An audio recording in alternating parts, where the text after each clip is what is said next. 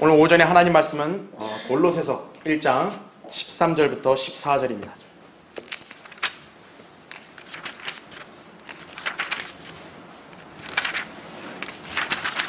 자, 골로새서 1장 13절부터 14절 제가 받들어 읽겠습니다. 그분께서 우리를 흑암의 권세로부터 구하여 내셔서 그분의 사랑하는 아들의 나라로 옮겨 주셨으니, 우리가 그렇게 됐죠, 그렇죠? 14절, 그 안에서 우리가 그의 보혈을 통하여 구속 곧 죄들의 용서함을 받았느니라, 이거죠. 여기서 그의 보혈을 통하여, 이것이 개역 성경에는 빠져 있습니다. 그러니까 한국 기독교는요, 구속이 뭔지도 모르는 거예요. 그렇게 돼버린 거예요. 그럼 우리는 예수 그리스도의 보혈의 역사를 잘 알죠, 그렇죠? 자, 오늘 그의 보혈을 통하여 이 제목으로 말씀을 전하겠습니다. 자, 오늘 말씀, 그의 보혈을 통하여란 단어가 개역 성경을 위시한 변개된 성서들에는 삭제되어 있죠. 그런 성서들을 들고 하나님을 믿는다고 하는 자들은 예수 그리스도의 보혈이 없이도 구원받을 수 있다고 짐짓 여기고 있는 것과 같습니다. 왜 예수 그리스도의 보혈이 이토록 중요한 것입니까? 예수 그리스도의 피는 죄 없는 하나님의 피이기 때문에 그런 거예요. 사도행전 20장 28절. 여기는 우리의 피와 달라요. 우리는 모두 죄성 있는 피를 유전받았지만 예수 그리스도는 하나님의 아들이시라고. 그래서 하나님의 피가 흐르시는 거예요. 따라서 그분의 보혈은 인류의 죄들을 제거함으로써 완전한 구속을 이룰 수 있습니다. 이 때문에 구속에는 반드시 그의 보혈이라는 표현이 전제되어야 하는 것입니다. 자, 예수 그리스도께서 십자가에 달리시기 전날 밤에 다락방에서 제자들과 최후의 만찬을 가지셨습니다. 이때 주님은 빵과 포도주를 자신의 살과 피라고 하시면서 그들에게 주셨습니다. 자, 성경에 이렇게 기록되어 있죠. 그들이 먹고 있을 때 예수께서 빵을 가지고 축복하신 후 떼어 제자들에게 주시며 말씀하시기를 받아 먹으라 했죠. 이것은 나의 몸이니라고 하시고, 또 잔을 가지고 감사를 드린 후에 그들에게 주시며 말씀하시기를 이것을 모두 마시라. 이는 이것이 죄들을 사하심으로 인하여 많은 사람을 위해 흘리는 나의 새 언약의 피이기 때문이라 이렇게 말씀합니다. 그러니까 구약에서 흘렸던 동물의 피와는 다른 새 언약이다 이거죠. 여기서 주님은 그분의 피로 맺을 새 언약, 뉴 테스타멘트, 곧 신약을 바로 말씀하신 것이에요. 구약에는 인간의 죄사함이 동물의 피를 흘림으로 이루어졌지만 이제는 예수 그리스도께서 하나님의 어린 양으로서 자신의 피를 흘리심으로 인해 그 피로 온전한 죄사함이 이루어진 것입니다. 구약의 희생제물들은 모두 예수 그리스도의 모형에 불과했기 때문에 죄는 용서가 되었지만 죄를 없애는 것은 불가능했습니다. 히브리서 10장 3, 4절 말씀이죠. 그러나 이제 실체이신 예수 그리스도께서 하나님의 피를 흘리셨기 때문에 세상 죄를 제거할 수 있게 된 것입니다. 이것이 구약과 신약의 차이인 것입니다. 이 점을 개역 성경을 들고 있는 이 나라 교계의 목사들, 그리고 박옥수 같은 자들은요, 지금도 예수님이 세상 죄를 지고 간다는 헛소리를 짓거리면서 스스로 무지를 드러내고 있다 이거죠. 어디까지 지고 가는 거예요 도대체? 지금 2000년이 넘었는데 하나님의 어린 양이 도대체 죄를 짊어지고 어디까지 간 거예요 도대체? 변개된 성경들을 들고 있는 사람들은요, 모두 진리의 지식에 관해 무식한 것임을 알아야 합니다. 지금. 예수 그리스도의 보혈은 인간을 죄로부터 구속하여 하나님의 자녀가 되게 하고 죽음의 노예에서 해방시키는 위대한 능력입니다. 그러니 마귀가 얼마나 예수 그리스도의 보혈을 싫어하겠어요. 그러니까 마귀는 성경 개정자들, 학자들, 신학자들을 동원해서 어떻게든 예수 그리스도의 보혈을 제거하려고 애쓰는 것입니다. 여기에 영향을 받은 자유주의 목사들, 그리고 신학자들이 예수 그리스도의 피가 인간의 구속을 위한 유일한 조건임을 부인하는 것이에요. 그러니까 결국 뭐를 내세울 수밖에 없어요? 인간의 의를 내세울 수밖에 없는 거예요. 예수님의 피 갖고는 안 된다 이거. 그러니까 행위권을 계속 붙드는 거예요. 대다수 교회들이. 오래전에 미국 샌프란시스코에 있는 금난교에서요, 한 집회가 열렸습니다. 당시에 모인 무리 앞에서 한 목사가 설교를 했는데 그가 하는 설교에는 예수 그리스도의 보혈만이 인간을 구원한다는 사실을 부인하는 내용이 들어가 있었던 거예요. 목사가 거짓교를 전했죠. 자유주의 목사였던 거예요. 그런데 그때 한 자매가 그 자리에서 예수 그리스도의 보혈을 찬양하기 시작했습니다. 여러분도 아시겠지만 샘물과 같은 보혈, 이 찬송을 그녀가 불렀던 것이, 그러자 1절이 끝나는 시점에서 10명이 그녀의 찬송을 따라 부르기 시작했다고 그러고요. 나중에는 이 목사가 고개를 들 수 없을 정도로 극도의 무안함과 수치를 당했다고 합니다. 네, 그렇죠. 예수님 피만으로 구속되는 거 아니라고. 여러분, 누가 현명하죠? 누가 하나님의 자녀죠? 그 목사인가요? 바로 이 보혈을 찬양한 자매예요. 네. 자, 우리 교회는 오늘 주의 만찬식을 거행했습니다. 우리는 모두 주 예수 그리스도께서 십자가에서 이루신 구속사역으로 말미암아 구원받은 하나님의 아들들입니다. 여러분은 이 위대한 사실을 항상 기억하며 감사하고 주님 명령에 따라 사람들에게 전파해야 한다 이거죠. 그래서 우리 교회는 늘 거리에서 이렇게 복음을 전하는 거 아니겠습니까? 네. 여러분은 그의 보혈을 통하여 자신에게 어떤 위대한 역사가 일어나는지를 알아야 돼요. 그래야 우리가 보혈을 찬양하고 전파할 수 있죠, 사람들한테. 그렇죠? 보혈이 뭔지를 모르니까 대다수의 교회들이 보혈에 대한 구속을 전하지를 못하는 거예요. 복음 전파를 못하는 거예요, 대다수 교회들이. 우리는 주님의 보혈을 통한 하나님의 은혜를 찬양할 수 있어야 합니다. 에베소서 1장 6절 7절에 이렇게 나오죠. 이는 하나님께서 그 사랑하시는 이 안에서 우리를 받아들이신 그의 은혜의 영광을 찬양케 하려 하심이니라. 그 사랑하시는 이 안에서 우리가 그의 은혜의 풍성함을 따라 그의 보혈을 통하여 구속, 곧 죄들의 용서함을 받았느니라, 이렇게 말씀하는 것이죠. 그렇죠. 예수 그리스도의 보혈로 바로 이런 위대한 역사가 일어난 것이. 그래서 오늘 설교의 주제는 그의 보혈을 통하여 가능한 일들, 이것이. 자, 첫 번째요. 그분께서 우리를 흑암의 권세로부터 구하여 내셔서, 이렇게 말씀했죠. 아까 우리 본문 13절. 그렇죠. 왜 그게 가능했죠? 예수 그리스도의 보혈 때문에 가능한 거예요. 사탄의 반역과 아담의 타락으로 인해서 세상과 인간들은 어둠의 세력 안에 놓이게 되었습니다. 지금 마귀는 이 세상의 신이기 때문에 세상은 영적으로 깜깜한 이런 상태에 처해 있다 이거죠. 네, 고린도서 4장 4절에 나오죠. 그러니까 이 땅에 구원받지 않은 죄인들은 지금 아무 빛도 없이 깜깜한 데를 지금 걸어다니고 있는 거예요. 그러나 하나님께서는 예수 그리스도를 이 땅에 보내심으로써 세상에 참 빛을 비춰주셨습니다. 누구든지 그분을 믿는 사람은 그 빛을 소유하게 되어 영적인 어둠에서 벗어날 수 있게 된 것이다. 그죠? 여러분, 깜깜해도 어때요? 빛이 비치면 딱 보이니까 이제 글로 갈 수 있는 거죠. 그분 안에 생명이 있었으니 그 생명은 사람들의 빛이라. 그 빛이 어둠 속의 빛이어도 어둠은 그것을 깨닫지 못하더라. 세상으로 들어오는 모든 사람에게 비치는 참 빛이 있었으니 그가 세상에 계셨고 세상이 그에 하여 지은 바 되었으나 세상은 그를 알지 못하더라.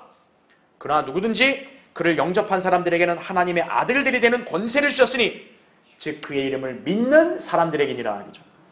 그들은 혈로나 육신의 뜻으로나 또한 사람의 뜻으로 나지 아니하였고 하나님에게서 난 사람들이라, 이렇게 말씀하는 거죠.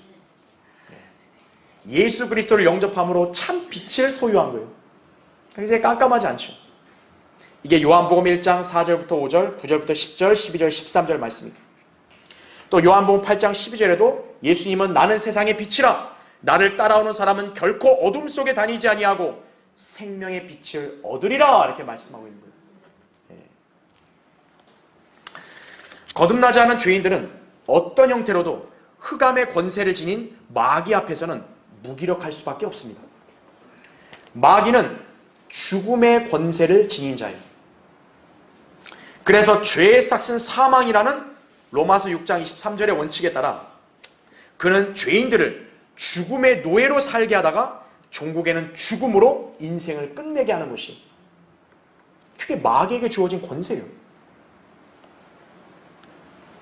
아담의 타락한 형상을 입고 태어난 모든 인간들은 이것을 결코 피할 수 없다 이거죠. 그러니까 모든 인간들은 다 죽게 돼 있는 거예요. 이 권세는 인류 역사에서 그 누구도 감히 타파하지 못했습니다. 그런데 예수 그리스도께서 오셔서 이 권세를 무너뜨리신 것입니다. 히브리서 2장 14절 15절 이렇게 나오죠. 자녀들이 피와 살에 참여하는 자인 것 같이 그 역시 같은 모양으로 동일한 것에 참여하신 것은 이거죠. 자신의 죽음을 통하여 죽음의 세력을 가진 자 곧 마귀를 멸망시키시며 또 죽음을 두려워함으로 평생을 노예로 속박되어 있는 자들을 놓아주시려 함이니라 이렇게 말씀하고 있습니다. 이런 놀라운 역사의 비결 바로 예수 그리스도의 죽음을 통해 흘리신 그분의 보혈이 있기 때문에 가능한 것이에요. 구원받지 않은 자들은 흑암의 권세에 사로잡혀 있기에 결코 죄로부터 자유로울 수 없습니다. 오히려 그들은 빛보다는 어두움을 더 사랑하는 경향이 강합니다. 여러분, 인간들이 사는 세상에서 범죄는 항상 언제 많이 일어나요? 밤에 많이 일어나는 거예요. 요한복음 3장 20절 21절에 이렇게 나오죠. 죄의 노예가 얼마나 비참한 상태인지를 전혀 모른 채 그저 죄의 삶이 달콤하고 매력적이라고 착각을 하는 것이. 그래서 인간이요, 죄악을 탐닉하는 데서 벗어나질 못하는 거예요. 한 번 죄를 짓게 되면 자꾸 그 죄를 반복해서 계속 짓잖아요, 인간들이. 왜죠? 이미 한 번 허용을 해버리니까 거기에 맛이 들린 거예요. 왜 인간은 그렇게 무기력한가? 죄의 노예니까 그런 거예요. 그래서 이런 자들은 결코 빛이신 하나님께로 나아가기를 싫어하는 거예요. 이것은 비단 그들만이 아니라 구원받은 그리스도인들 중에서도 예전에 어둠의 권세 아래서 살았던 풍조를 따르려던 자들에게서도 나타난다 이거죠. 성도가 구원받은 사람답게 살지 못하고 오히려 세상 풍조와 사람들의 성향을 따르게 되면요, 죄에게 굴종하며 마귀의 지배하에 다시 들어가게 되는 것이. 그런 사람은 주님의 보혈의 은혜와 역사를 지금 멸시하고 있는 거예요. 그래서 그런 사람의 특징이 뭔지 아십니까? 그리스도인들이 신실하게 주님을 섬기고 말씀으로 하나 되어 있는 그 자리에 오기가 싫은 거예요. 왜요? 빛이 있으니까. 어두컴컴한데 있기를 좋아하는 사람이 빛이 있는 곳에 오고 싶겠어요? 그래서 신실하고 하나님 말씀대로 실행하는 이 아름다운 모임에는 결코 있지를 못하는 거예요. 바로 그 어둠에 있다는 증거예요.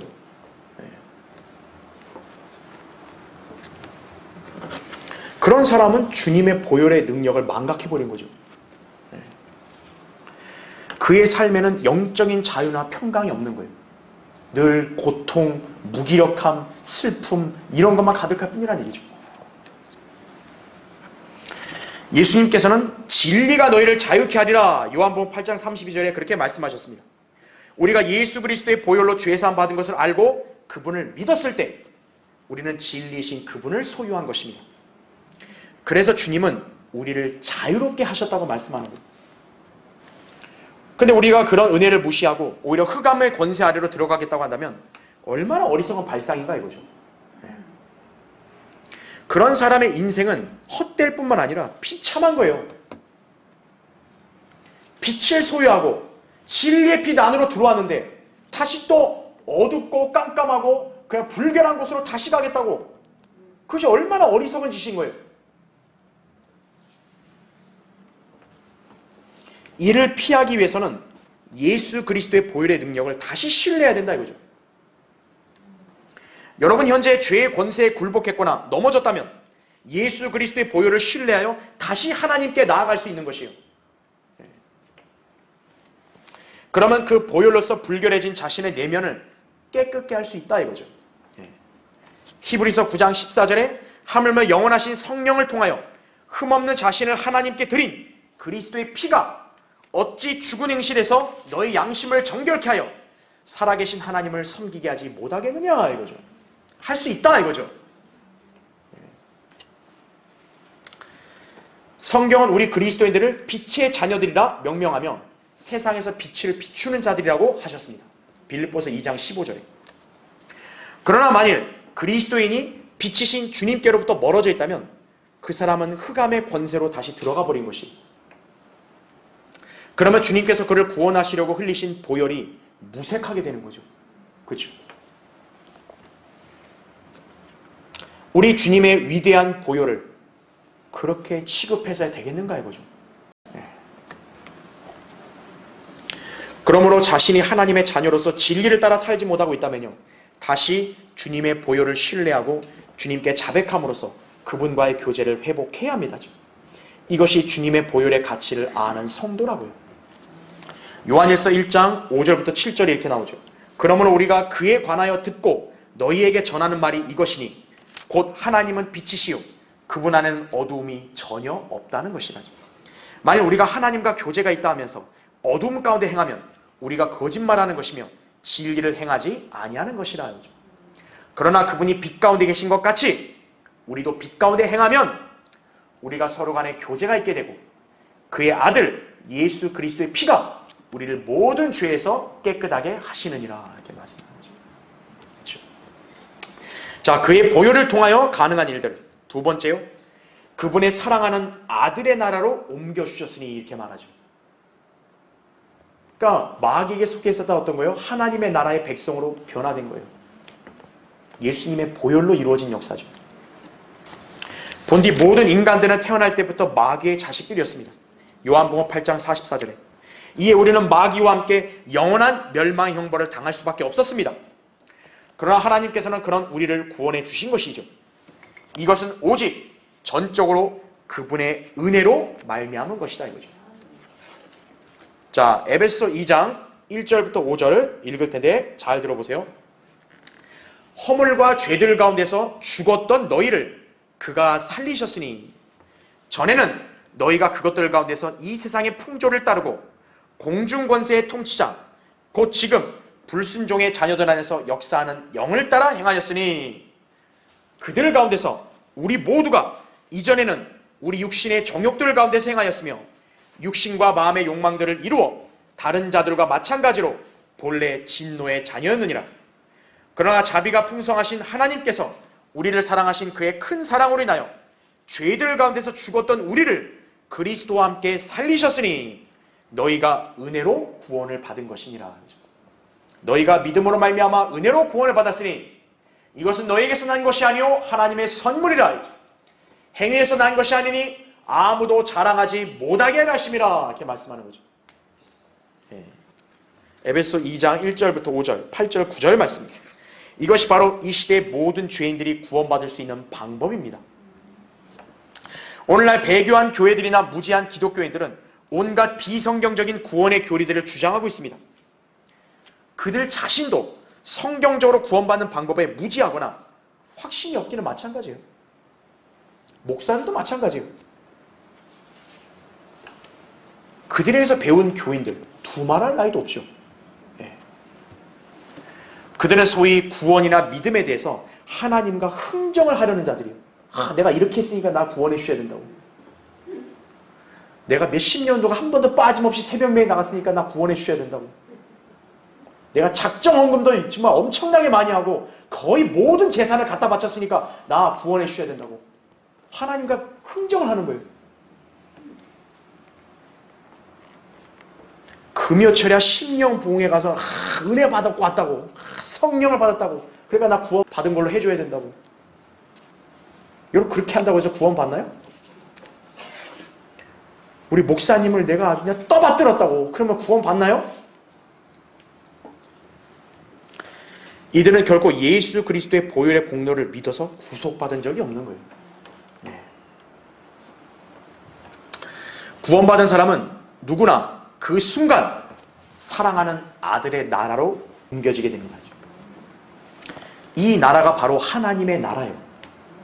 Kingdom of God 이거죠. 영적인 나라라는 거예요. 현재 배교한 교회들은 천국과 하나님의 나라, 하늘나라도 구분할 줄 모르는 거예요. 그들은 성도가 죽으면 천국에 간다느니 하나님의 나라에 간다느니 하면서 아무렇게나 떠들어대고 있다고.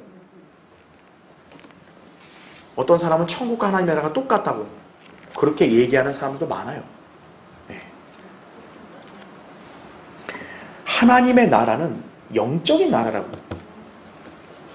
로마서 14장 17절 이렇게 나오죠. 하나님의 나라는 먹고 마시는 것이 아니라 다만 성령 안에서 의와 화평과 기쁨이라 이거죠. 여러분, 먹고 마시는 게 물리적인 거 아니겠어요? 그게 아니다라는 거죠. 성령은 영이죠. 의, 화평, 기쁨 다 보이지 않는 것들이죠. 보이지 않는 하나님의 나라라고요. 그래서 그리스도인은 성령께서 자기 안에 내주하시기 때문에 항상 기뻐하며 화평하고 의를 추구하는 삶을 살 수 있습니다. 구원받지 못한 사람은 이런 삶을 못 살아요. 왜요? 그들은 하나님의 나라에 들어가지 않았기 때문에. 그렇죠? 그들은 아직 흑암의 권세 아래 있기 때문에 이런 성령 안에서의 의와 화평과 기쁨을 결코 맛도 볼 수 없는 거예요. 근처에도 못 가요. 구원받지 않은 죄인은 자기 안에 영이 죽어 있는 거예요. 그래서 하나님을 알지 못하는 것입니다. 이에 하나님께서는 예수 그리스도를 믿음으로 인하여 그 안에 성령께서 들어가심으로써 그의 영을 거듭나게 하신다라는 거죠. 한번 찾아보겠습니다. 요한복음 3장 보세요. 자, 요한복음 3장 거기 3절을 보세요. 예수께서 대답하여 그에게 말씀하시기를 진실로 진실로 내가 너에게 말하노니 사람이 거듭나지 아니하면 하나님의 나라를 볼 수 없느니라고 하시더라 이거죠. 지금 예수님은 이 말씀을 당대에 소위 경건하고 의롭다라고 할 수 있는 바리새인한테 하신 거예요. 네. 율법을 잘 지키는 사람 아니겠어요? 그런데 예수님은 거두절미하고 거듭나지 않으면 너 하나님 나라 들어갈 수 없다 이거예요. 그랬더니 4절 보세요. 니코데모가 주께 말씀드리기를 사람이 늙으면 어떻게 태어날 수 있나이까? 사람이 자기 어머니의 태에 두 번째 들어갔다가 태어날 수 있나이까? 라고 하니 이거죠. 주님 보시기에 참 답답하죠? 네. 이건 생물학적으로도 말이 안 되잖아요. 근데 최소한 니코데모는 거듭남에 대한 사전적 개념을 알고 있었다라는 거예요. 이게 무슨 성격이 개조되는 이런 차원이 아니에요. 거듭남은 다시 태어나는 거라 이거예요. 그러니까 니코데모는 육신적인 출생밖에 모르니까 그럼 다시 태어난다면 또 태에서 태어나야 되냐? 이렇게 물을 수밖에 없는 거죠. 자, 5절 보세요. 예수께서 대답하시기를 진실로 진실로 내가 너에게 말하노니 자, 사람이 뭐라 그래요? 물과 성령으로 태어나지 아니하면 하나님의 나라에 들어갈 수 없느니라 이거죠. 예. 어떤 무식한 교회들은 물만 나오면 얘다 침례 세례다 갖다 붙이는 거예요. 아, 침례 받아야 세례 받아야 된다고. 예. 도대체 침례나 세례나 단어를 요한복음 근처에서 찾아보라고 제발. 자, 6절에 예수님이 친절하게도 설명해 주세요. 육신으로 난 것은 뭐래요? 육이요. 또 성령으로 난 것은 영이니라 이거예요. 그러니까 물과 성령은 6절에 바로 대비되는 거죠. 물은 육신, 영은 성령. 인간은 누구나 물로 한번 출생을 하잖아요. 육신의 출생. 그러나 영이 죽어 있으니까 영이 성령으로 다시 태어나야 한다라는 거죠. 이게 두 번째 출생이라고. 거듭남. 그러니까 7절에 내가 너에게 너희는 거듭나야만 한다고 말하는 것을 이상히 여기지 말라 이거죠. 바람이 임의로 불어서 내가 그 소리를 들어도 어디서 와서 어디로 가는지 알지 못하듯이 성령으로 난 사람은 모두 그와 같으니라고 하시더라 이거죠. 니코데모 생애는 이거 처음 들은 말씀이거든요. 그러니까 니코데모가 9절에서 어떻게 이런 일이 있을 수 있나니까 이거예요. 인간의 두뇌로는 이건 헤아릴 수 없는 거죠. 믿어야죠 그냥. 그렇죠. 예수님께서는 하나님의 나라가 볼 수 있게 오는 게 아니라고 그렇게 말씀하신 거예요. 하나님의 나라는 눈으로 보는 나라가 아니다 이거예요. 누가복음 17장 20절 21절에 나온 말씀이죠. 그러니까 그 하나님의 나라는 성령으로 거듭나야만 이렇게 들어갈 수 있다는 거죠. 구원받은 그리스도인은 하나님의 나라에 들어가 영적인 백성이 되어 하나님의 영적인 다스림을 받습니다. 그러니까 성도가 죽으면 하나님의 나라에 간다 이 말은 틀린 거예요. 이미 구원받은 성도는 하나님의 나라에 들어가 있는 거예요. 그리고 그 성도가 죽으면 마침내 하나님이 실제로 계시는 셋째 하늘 곧 낙원에 올라가 거기에서 사는 것이다 이거죠. 이걸 바울이 디모데서 4장 18절에는 하늘나라라고 말하고 있는 거예요. 이것이 바로 예수 그리스도의 피로 구원받은 성도의 확실한 소망입니다. 예수 그리스도의 보혈이 바로 이런 놀라운 역사를 가능케 했던 것입니다. 따라서 예수 그리스도의 보혈로 죄사함 받은 사실을 믿지 않는 자들은 하나님과 완전히 무관한 것이에요. 오늘 본문에서 하나님의 나라를 그분의 사랑하는 아들의 나라라고 말씀하신 것은 그 나라에 속하는 모든 자들이 하나님의 아들들이기 때문에 그런 거예요. 그러니까 아들의 나라 이렇게 얘기한 거죠. 예수 그리스도는 하나님의 사랑하는 독생자이셨습니다. 요한복음 1장 18절, 3장 16절 나오죠. 또한 예수 그리스도를 믿는 그리스도인들을 하나님께서는 양자로 입양하셔서 그들 역시도 하나님의 아들들이 되게 하셨습니다. 너희는 다시 두려워하는 종의 영을 받지 아니하였고 양자되는 영을 받았으므로 그에 따라 우리가 아바 아버지라 부르짖느니라. 로마서 8장 15절이죠. 갈라디아서 4장 6절에도 너희가 아들들이므로 하나님께서 자기 아들의 영을 너희 마음속에 보내시어 아바 아버지라 부르짖게 하셨느니라. 이거죠. 이런 사람들이 하나님의 나라의 백성인 거예요. 하나님의 아들로서의 특권은 무엇입니까? 갈라디아서 4장 7절에 나온 대로 너는 더 이상 종이 아니오 아들이니 아들이면 그리스도를 통한 하나님의 상속자니라. 지위가 완전히 바뀌어버린 거예요. 전에는 마귀의 자식이었으나 예수 그리스도의 보혈을 단순하게 믿음으로 말미암아 구속받아서 이제는 하나님의 상속자요 아들이 된 거예요. 로마서 8장 17절도 자녀이면 또한 상속자들이니 하나님의 상속자들이요 그리스도와 함께한 공동 상속자들이니 우리가 그와 함께 고난을 받은 것은 함께 영광도 받게 하려 함이니라. 이렇게 말씀하는 거죠. 이것이 바로 사랑하는 아들의 나라에 속한 우리의 위상입니다. 예수 그리스도의 보혈로 이런 위대한 역사가 일어난 것입니다. 여러분이 이 보혈의 가치를 소중히 여기고 감사와 찬양을 드려야 하지 않겠습니까? 그렇죠?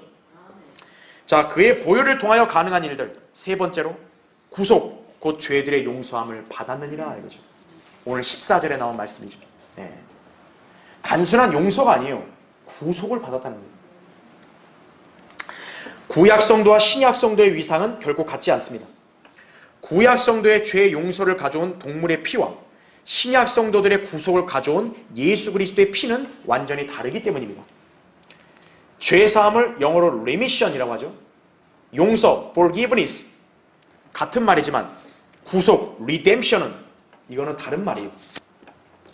구약 성도들은 죄들의 용서를 받았지만 구속받지는 못했던 것입니다.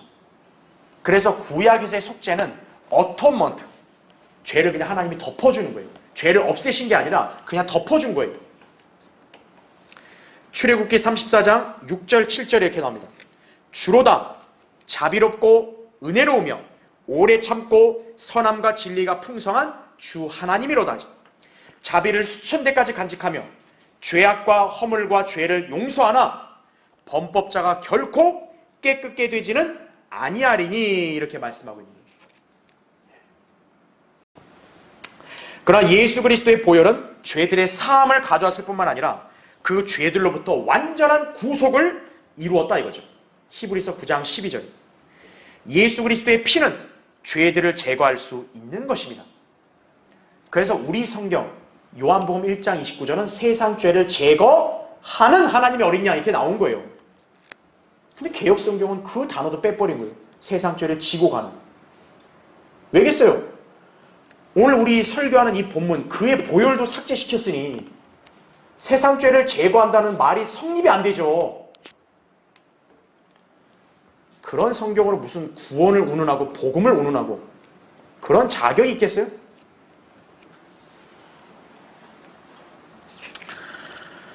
율법 아래서 구원받고 죽은 사람들, 그렇다면 어떻게 됐을까요? 그 사람들은 구약 시대의 방법대로 구원은 받았지만 우리처럼 죄들의 제거를 못 받았잖아요. 그래서 예수 그리스도께서 십자가에서 보혈을 흘리셨을 때 그들도 구속이 필요했던 것이에요. 히브리서 9장 15절에 이런 연유로 그는 새 언약의 중보자시니 이는 첫 언약 때 범죄한 것들을 구속하시려고 죽으심으로써 부르심을 받은 자들로 그 영원한 유업의 약속을 받게 하시려는 것이라 이거죠. 그래서 우리가 늘 성경 공부 때 배웠듯이 예수님이 십자가에서 죽으셨을 때 바로 지하세계 음부에 가셔서, 그렇죠, 바로 지옥에서 죄들을 내려놓으시고 그 다음에 여기 지하세계 낙원에 있는 바로 이 구약 성도들에게 복음을 전했다고 베드로전서 4장 6절에 말씀하는 것이, 바로 예수님의 보혈은 그 율법 아래서 그냥 용서만 받은 사람들도 구속이 필요하기 때문에 예수 그리스도의 피로 구속받은 사람, 그의 생애는 어떻게 될까요? 놀랍게 변화되는 것이. 자, 우리가 잘 아는 훌륭한 설교자이자 부흥사, 여러분 찰스 피니, 이 인물을 들어봤을 것입니다. 자, 이 목사님이 하루는 미시간 디트로이트에서 부흥 집회를 연 적이 있었어요. 당시 설교 본문이 우리가 잘 아는 구절, 요한일서 1장 7절이었어요. 그의 아들 예수 그리스도의 피가 우리를 모든 죄에서 깨끗하게 하시니라. 이게 그 부흥 집회의 설교 본문이에요. 자, 집회가 끝난 다음에 어떠한 낯선 남자가요, 찰스 피니에게 다가와서 자기 집으로 이렇게 가자고 초대를 했습니다. 근데 당시 그 교회 직원들이 이 사람이 누군지를 알았어요. 굉장히 악명이 높은 사람이에요. 그러니까 찰스 피니를 만류했습니다. 절대 그 사람 따라가지 말라고. 자칫하면 위험할 수 있다 이거죠. 그러나 찰스 피니는 거절하고 그래도 그 한 사람의 그런 혼을 소중히 여기니까 따라갔어요. 자, 그리하여 둘이 가다가 으쓱한 골목을 지나서 어떠한 건물로 같이 들어가요. 근데 갑자기 들어가고 나서 이 사람이 문을 잠그고 열쇠를 자기 주머니 안에 넣어버리는 거예요. 순간 긴장이 되죠? 그죠? 자, 이 남자는 자기가 몇 가지 질문을 할 게 있다고 이렇게 해서 용기 내어 이 사람에게 왔다, 찰스 피니에게 왔다고 얘기한 것이. 자, 먼저 그 사람이 찰스 피니에게 이렇게 물었어요. 당신이 설교한 그 내용을 당신은 믿습니까? 그러자 피니는 물론이라 대답을 해요. 그러자 이 사람은 자기 상황을 이제 얘기를 하기 시작합니다.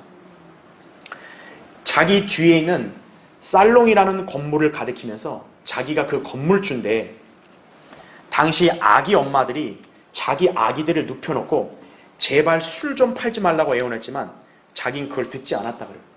그 살롱이나 술집을 운영했다 이거죠. 아이들이 많이 사는 그 동네에 엄마들이 싫어할 텐데 이 사람 무시하고 그냥 술 팔았다 이거죠.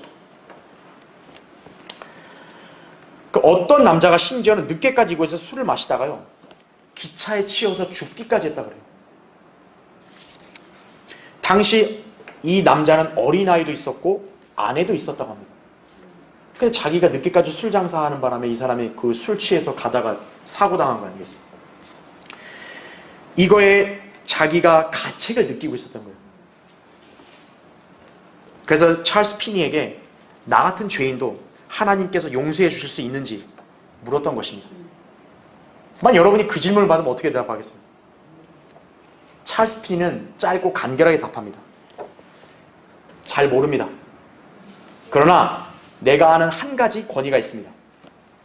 하나님의 아들 예수 그리스도의 피가 우리를 모든 죄에서 용서할 수 있습니다. 자, 그리고 피니는 돌아서려는데요, 그 사람이 갑자기 막아서면서 또 이렇게 말을 합니다. 그게 다가 아닙니다.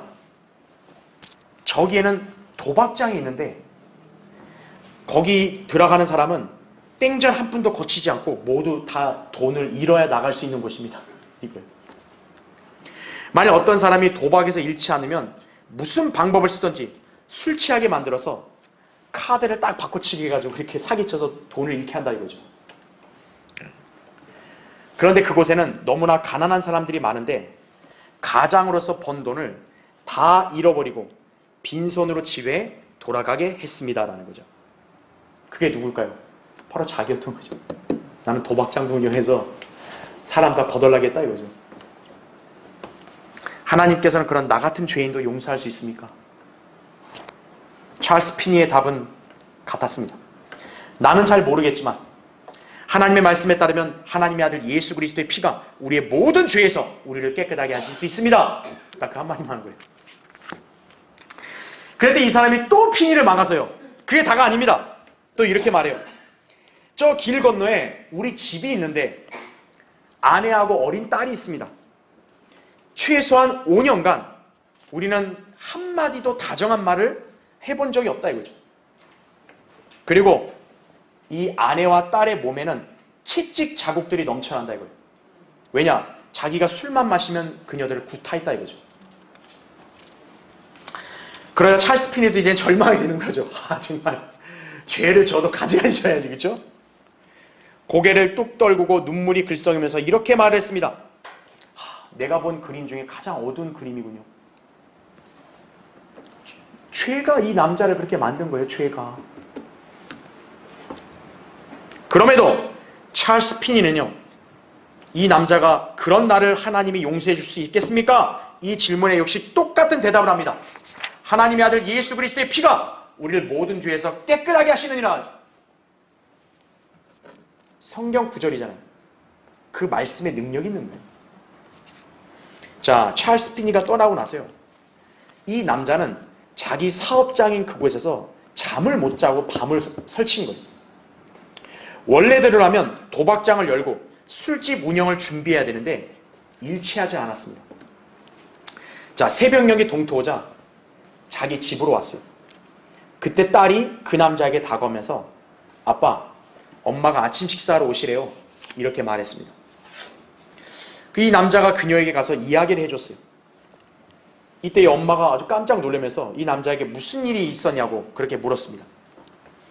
이에 그는 그녀에게 자기를 용서해 줄 수 있겠냐고 묻는 거예요. 그러니까 이 사람 변화된 거죠. 네. 평소 같으면 다정한 말은커녕 구타도 하는 그런 사이인데 갑자기 다정하게 말하면서 나를 용서해 줄 수 있냐고, 당신이. 자, 이 사람은 훗날 디트로이트 교회에 섬기는 일꾼으로 성장을 합니다. 그 뒤에는 무수히 많은 사람들, 특히 범죄자들이 교회에 올 때마다 그 남자의 간증이 너무나 큰 효력을 발휘하여 하나님 앞에서 영향력 있는 일꾼으로 세워졌다고 합니다. 범죄자들을 구령하기 좋죠, 이제. 왜? 자기도 경험이 있으니까. 자, 이 사람도 한결같이 이 한마디만 했다 그래요. 나는 용서받을 수 없는 죄인이지만 하나님의 아들 예수 그리스도의 피가 나를 모든 죄에서 깨끗하게 해주셨습니다. 이 사람 딱 그 한마디만 하는 거예요. 수많은 범죄자들이 변화되는 거예요. 예수 그리스도의 보혈의 능력이라 이거죠. 여러분은 예수 그리스도의 보혈을 항상 어떻게 여기고 있습니까? 단순히 과거에 구원받은 표식 정도로만 알고 계십니까? 그러면서 현재의 삶은 정상적인 그리스도인으로 살고 계십니까? 만일 그렇지 않다면 예수 그리스도의 보혈을 오늘 온전히 여러분 신뢰하셔야 돼요. 주님의 보혈은 우리의 모든 죄들을 용서해 주시고 또 우리의 침체된 영적인 회복, 변화를 가져온다 이거죠. 여러분이 하나님과의 교제를 다시 한번 형성시키는 거예요. 이 죄인이 변화된 거 보십시오. 이 죄인이. 하물며 여러분이 이 사람보다 못할 게 무엇이 있겠어요? 그렇죠? 오늘 유튜브 시청하신 분들도 이 죄인보다 여러분이 못하실 리가 있겠냐고요. 그래도 이 죄인이 예수 그리스도의 보혈을 신뢰하는 단 한 가지로 완전히 죄사함 받고 변화되잖아요. 보혈의 능력을 기억하고 다시금 승리하는 그리스도인의 삶, 자신의 변화된 모습을 지닐 수 있어야 합니다. 자, 결론을 맺겠습니다. 마귀의 자식으로 태어나서 흑암의 권세에 잡혀있던 우리 죄인들을 구원하시려고 예수 그리스도께서 이 땅에 오셔서 자신의 몸을 주시고 그 귀한 피를 흘려주시어 우리의 죄를 사해 주셨습니다. 어둠 가운데 막막하게 살던 우리를 진리의 빛으로 비춰주시고 주님께로 나와서 생명의 길을 따르게 해주셨습니다. 또한 죄의 유혹과 마귀의 공격으로 넘어질 때에도 예수 그리스도의 보혈을 의지하여 다시 일어나서 우리 싸울 수 있게 되었죠. 그 보혈로 우리 자신이 정결케 되어서 주님을 섬길 수가 있게 됐죠. 위대한 보혈의 능력이다. 오늘 우리는 주의 만찬을 거행하면서 다시 한번 여러분을 구속하기 위해 흘리신 주님의 보혈을 기억해야 할 뿐만 아니라 이 보혈의 위대한 역사를 주님 오실 때까지 증거하고 늘 그 보혈을 의지하고 살아야 된다 이거죠. 이것이 신약교회에 지시하신 명령이에요.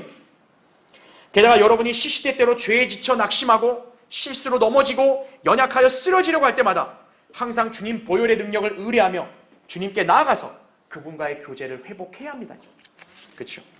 아까 우리 요한일서 1장 7절이 그거였잖아요.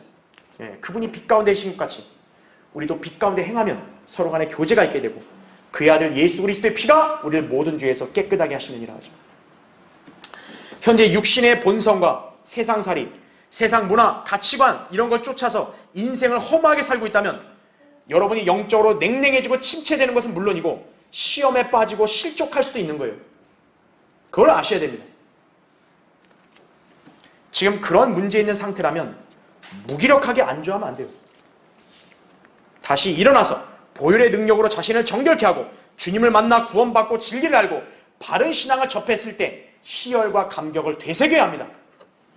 내가 구원받았을 때 얼마나 감사했는가? 내가 이 성경을 만났을 때, 내가 이 교회를 찾았을 때 내가 얼마나 기뻤는가? 그거를 기억해야 한다 이거죠. 이것이 주님의 보혈의 능력을 알고 사는 성도의 자세. 그의 보혈을 통하여 우리는 승리의 삶을 누릴 수 있음을 여러분이 잘 알아야 합니다. 자, 기도하겠습니다. 자, 오늘 기도하기 전에 아직 자신이 예수 그리스도의 보혈만을 온전하게 신뢰해서 이렇게 완전한 죄사함을 받았다는 것을 모르고 사신 분들, 구원에 확신이 없는 분들, 혹은 아직까지 여전히 교회 생활로 뭔가 자기의 구원을 이루어야 된다고 착각하시는 분들, 오늘 유튜브 시청하신 분 중에 그런 분들이 있다면 지금 여러분은 지금 착각하면서 인생을 낭비하고 있는 것입니다. 오늘 여러분은 진지하게 예수 그리스도의 보혈을 다시 한번 제대로 알고 이 보혈만을 신뢰하면서 여러분이 다시 한번 예수 그리스도를 자신의 구주로 영접하여 구원받으셔야 됩니다. 오늘 이 유튜브 보신 분들 중에 구원받기 원하시는 분, 제가 지금부터 기도할 때 여러분이 마음으로 믿고 여러분도 진지하게 하나님 앞에 저를 따라 이렇게 고백하셔서 오늘 여러분이 예수님을 영접하시고 예수님의 보혈로 완전히 구속받고 죄사함 받기를 바랍니다. 자, 제가 기도할 때 우리 유튜브 보신 분들 그대로 따라 하십시오. 위대하신 하나님, 나는 죄인입니다. 그래서 저는 죽으면 지옥에 갈 수밖에 없습니다. 하지만 예수 그리스도께서 저의 죄들을 제거해 주시려고 십자가에서 피 흘려 죽으시고 장사된 지 3일 만에 부활하신 사실을 제 마음에 믿습니다. 이제 제가 예수님을 제 구세주로 믿고 영접하오니 제 안에 들어오셔서 저를 구원해 주십시오. 주님의 보혈로 저의 모든 죄들이 깨끗이 씻겨졌음을 믿습니다. 제 안에 들어오셔서 저를 구원해 주십시오. 저를 구원해 주셔서 감사합니다. 예수님의 이름으로 기도합니다. 아멘. 예, 오늘 이렇게 기도하시고 예수님을 영접하신 분들은 오늘 예수님의 보혈의 능력으로 완전히 죄사함 받은 것입니다.